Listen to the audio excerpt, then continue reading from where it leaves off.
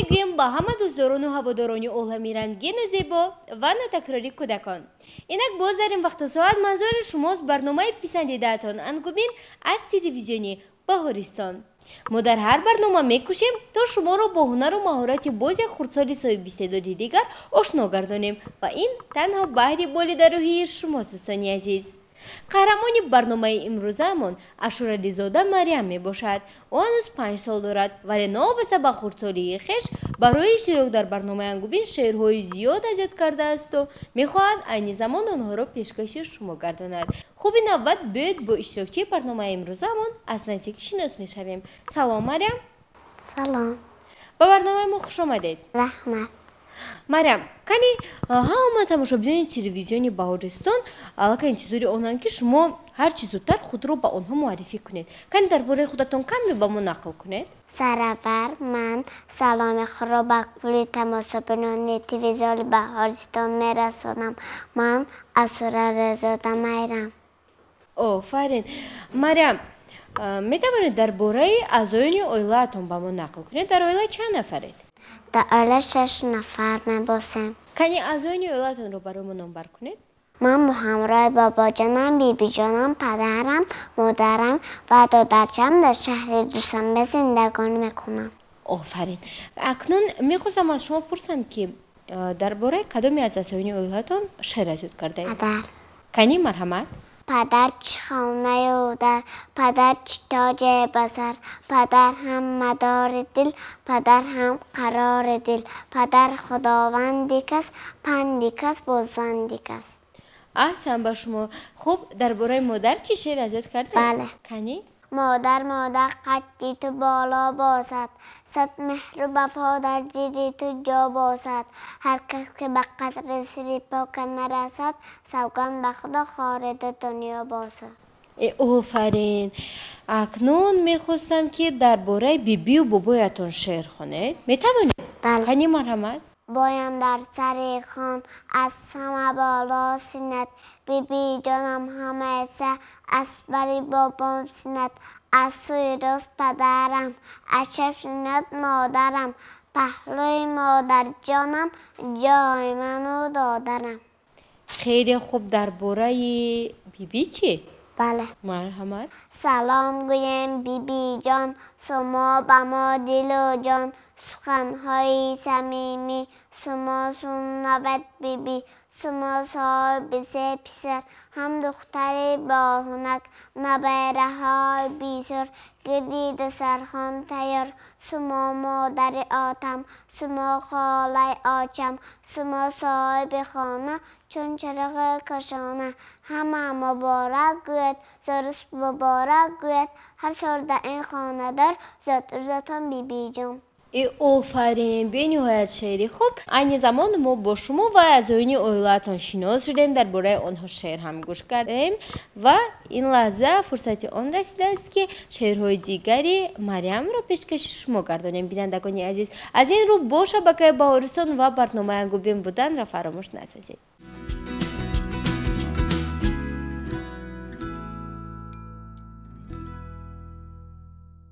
مریم، ما در کجا زندگی میکنیم؟ ما در جمهوری تاجیکستان زندگانی میکنیم. پایتخت جمهوری تاجیکستان کدام شهر است؟ شهر دوشنبه. درباره جمهوری تاجیکستان، شهر دوشنبه و عموما وطن شهر میدانید؟ کنی خونید؟ تاجیکستان مادر من، تاج طلای سر من، حسن تو ساق بهاران، مهر تو بال و پر من. آفرین. در باره شهر دوشنبه چی؟ بله. شهر دوشنبه شهر نمویم، چون تو از من از تو رویم. شهر دوشنبه نظم بهاری، صبح صفایم آینه داری. آفرین. اکنون چون سخن رو درباره وطن آغاز نمودیم میگفتید که مقدسات جمهوری تاجیکستان رو نامبر کرده میتوانید؟ بله. کنی؟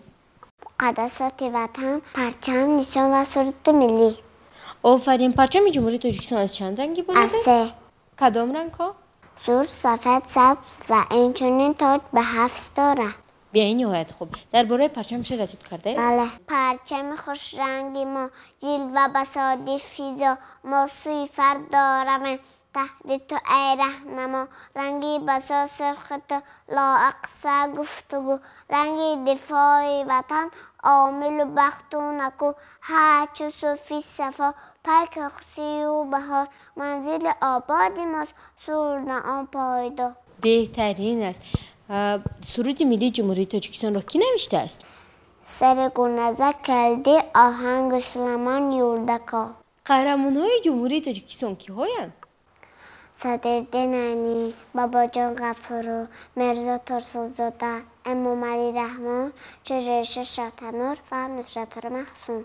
احسن با شما. چه که میدونیم در میانی قهرمان‌های جمهوری تاجیکستان چند نفرانی هستند که شاعران و نویسندگان هستند همخیلی و اثرها، شعرها و داستان‌های ایجاد نموده خود را دارند. از این رو می‌خواستیم تا از صدرالدین عنی برای ما 4 مصرع شعر خوانید.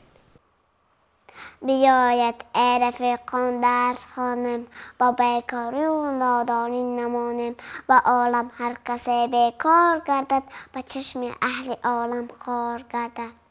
آفرین. از میرزا ترسونزاده چی شعر از یاد کرده؟ کنی خونید. جان شیرین اینقدر جنگم مکن اینقدر بیهوده ریتنگم مکن گشته گشته از سفر باز آمدم باز در نسبت به پرواز آمدم هر کجا که خواب کردم خستم هر کجا که بود جای زیستم این دلی من منظر یادی تو بود یاد روی هست آبادی تو بود به تو نگذشت از گلویم آبم به تو در چشمم نیامد خوابم به تو هر یک روز من یکسار شد به تو دیداشگر شد اطفار شد به تو دیدم گرچه زیبا دختران به تو بستیدم سرود آسقام به تو در توی و تماسا هستم به تو گویا بلبل گویاستم جان شیرین پس دگر جنگم مکن اینقدر بیهوده دیتنگم مکن. آفرین. به نهایت خوب. من این شعرتان پسند آمد خیلی و اکنون میخواستم در ادامه صحبتم پرسم که در وصف اساسگذار صلح و وحدت ملی پیشوای ملت پرزیدنت جمهوری تاجیکستان محترم امامعلی رحمان که خیلی در وصف شعرهای زیاد نوشته‌اند میتوانید یکی از آنها را قرائت کنید؟ سلام ای پیشوا مرد خدا داد بکردی از سر نفس و راباد همه اصلا همه خانم تحصیل با آن فرزان مادر که ترازاد. از هم با شما به نهایت. خب برای همه نفرانی که این زمان با ما پیوستند خاطررسان میشویم که شما برنامه انگوبین را طریق تلویزیون بهارستان با اشتراک اشورعلی زاده مریم 5 ساله از شهر دوشنبه تماشا کرده ایستادید و صحبت ما تا حال ادامه دارد. با شبکه بهارستان و برنامه انگوبین باشید. خب مریم میگفتید که همه آن شعرهایی را که شما از یاد میکنید با همراهی کی با شما کمک میکند؟ مادرم. مادرتون؟ بله. مثلا یک شعر انمان جان شیرین رو یک پارچه‌اش رو خواندید که در چند روز از یاد کردید؟ در 2 روز. 2 روز؟ با فکرم که بسیار با مادرتون کتاب میخونید ها؟ بله. حرفا رو میشناسید واقعا؟ بله. کنی بیاید سر اول درباره کتاب یک شعر خونید؟ درباره کتاب؟ بله. خواهی که دانا سوی زور و توانا سوی از تگ دل خوان کتاب حکمت او به حساب آنکه کتاب نخوان دور دانست بیمان چون نفس نوبهار تازه نگاه هست بدار سد ورقت نزن یک ورق از او نکن او چون معلم به ما هر سخنش رهنما منبر دانش کتاب رهبر دانش کتاب همدم دلسوز ماست معرفت آموز ماست. ای آفرین. یعنی درباره کتاب هم شعر از یاد کرده اید ها؟ بله. بینندگان گرامی مریم با لحن خودش گپ میزند البته که خردسال است به جای حرف ش حرفی سه رو بیشتر تلفظ میکنه. ما برنامه را ادامه میدیم و شعرهای خیلی جالب و شوق آور مریم در پیش هستند از این رو با ما باشید. خب مریم گفتید که حرفا رو میشناسید ها؟ بله. میتوانید از یک سر الفبای زبان تاجیکی را نمبر کنید حرفا رو؟ بله. کنی؟ ا ب ف گ خ د ی ژ ز ای ای ز د ی ک قلم ن او پر س ت او اف خ ه چ ج ش علامت سکته ا یو ی. اکنون بیاید این طور میکنیم. من حرف رو نمبر میکنم، شما با اون شعر میگویید. میشود؟ بله. حرف آ. حرف اولین است. حرف دلنشین است. با هم صدا همیشه همراه و هم نشین است. بینیت خوب. با حرف ب. برای من جنگلمو هست. با اون همیشه روزم نکو هست. حرف و.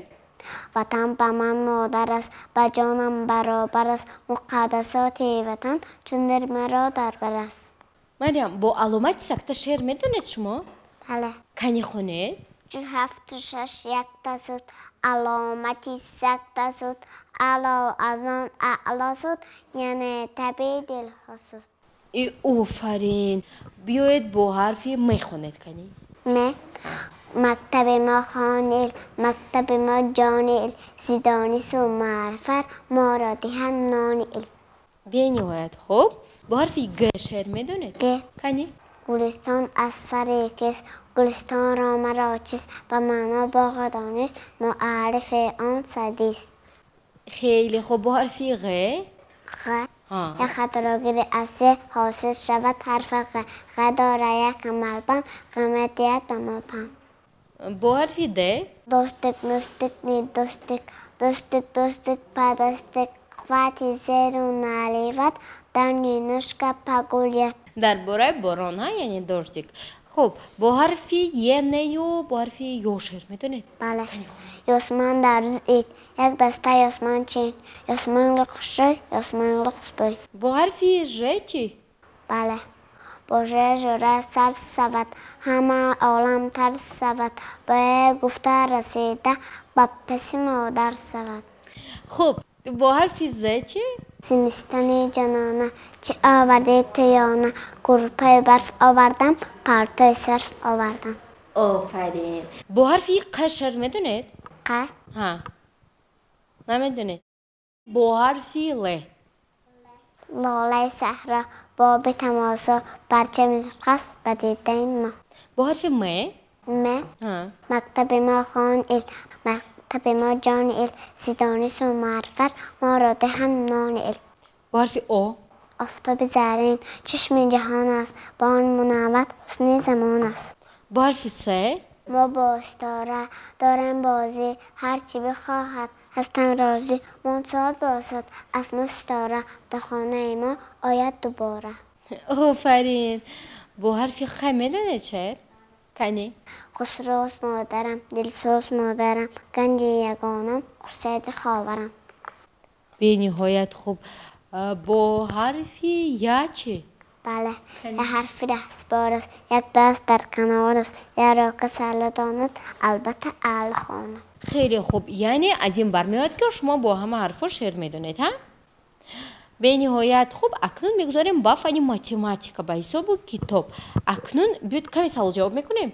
حساب کردن میتوانید؟ بله. یعنی از 1 تا 10 و از 10 تا 1 حساب کنید. 1 2 3 4 5 6 7 8 9 10. برعکس. با زبان روسی من میدانم. با زبان روسی مرحمت. 1 2 3 4 5 6 7 8 9 10. آفرین. مرحمت. با زبان انگلیسی. 2 3 4 5 6 7 8 9 10. 9 10. خیلی خوب. اکنون جمع تر میکنیم. کمی میشود. 4 جمع 4. 4 جمع 4 8. 4 جمع 5. 9. 5 جمع 3. 8. 4 جمع 2. 6. 3 جمع 2.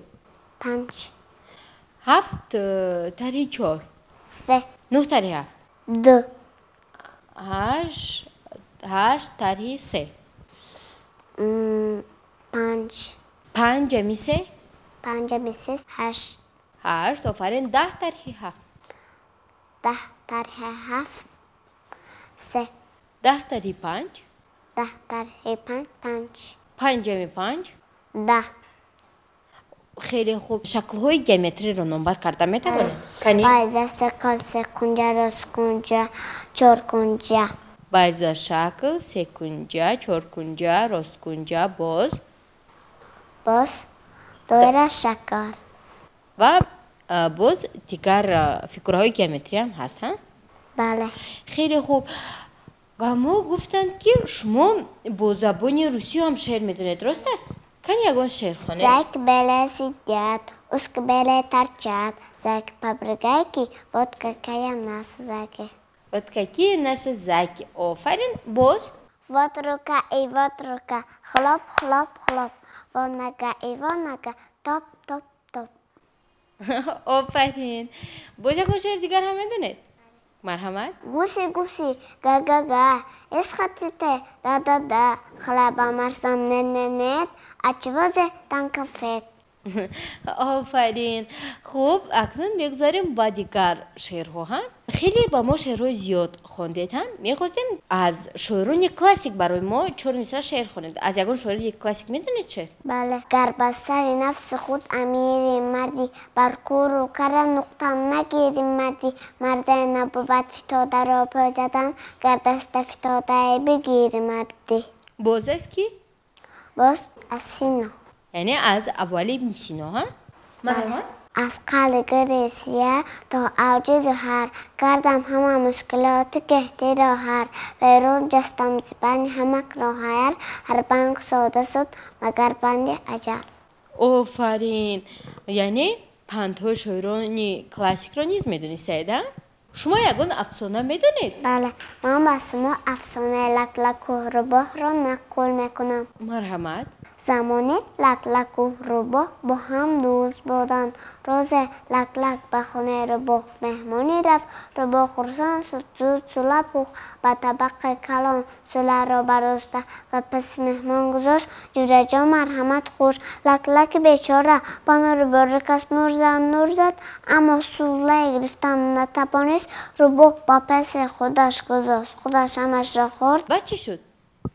و روباه گفت جوجه جان مرا ببخش من دیگه هیچ چیز ندارم با پست بیارم لک لک گفت هیچ گپ نه به همین اسم رحمت نوبتی تو فردا به خانه من یا روباه راضی شد فردا به خانه لک لک رفت لک لک با کوزه سربا رو برداشته با پس مهمان گذاشت جوجه جان مرحمت خور روباه در گرد کوزه چر زد اما سر از به درون کوزه ندر آمد لک لک با پس خودش گذاشت خودش همش را خورد لک لک گفت جوجه جان خفه نشه و من دیگه هیچ چیز ندارم با پست بیارم روباه خفه شد بس کم گرسنه هست به خونه هش رفت به همین جوجگی لک لک و روباه تمام شد چونان که میگویند چیزی که کردی همون رو میبینی تشکر زیاد به نهایت افسانه خوب و مفید ها. یعنی از اینجا برمیاد که هر آن چیزی رو که ما میکنیم هر آن عملی رو که ما نسبت به کسی دیگر تکرار میکنیم همون عمل رو نسبت به ما به انجام میرسونیم. همین خیلی؟ بله آفرین. خوب اکنون بینندگان گرامی برنامه ما تا حال ادامه دارد و اشتراکچی برنامه امروزه ما اشرالی زاده مریم 5 ساله از شهر دوشنبه می باشند. و مریم شما چیستون میدونید؟ بله کنی؟ بیرونک از تابستان درونک از زمستان جوابش رسم یا بید جوابش یخدان است. همین خانه؟ بله درون یخدان خنک است که؟ خوب باز به او به خانه آی از در نمیدر آی در جیب تو در خوب است را چنان جواب است جوابش رسم یا بید کمی من فکر میکنم ها شاید لباس باشد کلید. آفرین. خوب کنی باز مرحمت اگر خواهد باز یکان چیزن دیگر که 6 پدر دو از جست نمه جنبه جواب است رسم یا بید من جوابش رو میدونم حرفی ژ. بله. همین خیلی خوب باز در یک حرف دو رقم از حرف یو با آخران چیستان خودتان جواب گردان دیده؟ آفرین. اکنون میگفتید که یک سال از چند فصل عبارت است؟ یک سال از 4 فصل عبارت نه 5 میباشد فصل ها؟ 4 کنی درباره هر 4 فصل ها شعر خونه؟ ای زمستان تست بر فکر خود رست بادک سردت وزان دریا یخ کند از آن کنکه گیرم با پایم برای یخ برایم یخ مالک بازی کنم خوب تا تازه کنم زمستانی قهرتون تو با من سخن نکن من از تو نمیترسم از سنوک نمیلرزم آفرین. خب درباره فصل بهار چی؟ بله. کنی؟ امسال بهار سرباران رویت قاقلا و تاران دستو دامد سبزود غلادونه نقصوه جنبلک سیاه علف رویده در هر طرف جقره قاقو در دست زیباست این فصل بهار. آفرین باز در باره کدام فصل میدونید؟ تیرماه. کنی مرحمت؟ تیرماه زریری تیرماه زریموی گویم تو باقی مانند و عروسک خوشروی انار دانه دانه دلفروز و دلانه خربزه ها شیرین سبک رو سرخ خانه. خب آفرین کیفایه است و شما بیشتر کدامش پسند است؟ زمستان. برای چی؟ برف میبارد. برف میخورید ها؟ نمیخورید برف؟ یخور و نیز کنده نمیخورید؟ پس برای چی نقص میبینید؟ برف بازی میکنیم. حتما که بود دست بوشه. آفرین. خوب در آخر برنامه چی گفتن میخواهید؟ در آخر برنامه گفتنیم که با همسالانم به خدا بیرون نگردد سنت کتاب خوانید. با همین برنامه من تمام شد. بله بینندگان گرامی در حقیقت هم مریم درست قید کردن برنامه امروزه ما به انجام رسید. مریم راستی گپ شما زودتر برنامه رو به انجام رساندید ولی من میخواستم که خودم به شما یک تحفه تقدیم کنم. انا همین تحفه بود بینندگان عزیز موشک مینی. مرحمت انا این تحفه زیبا به شما.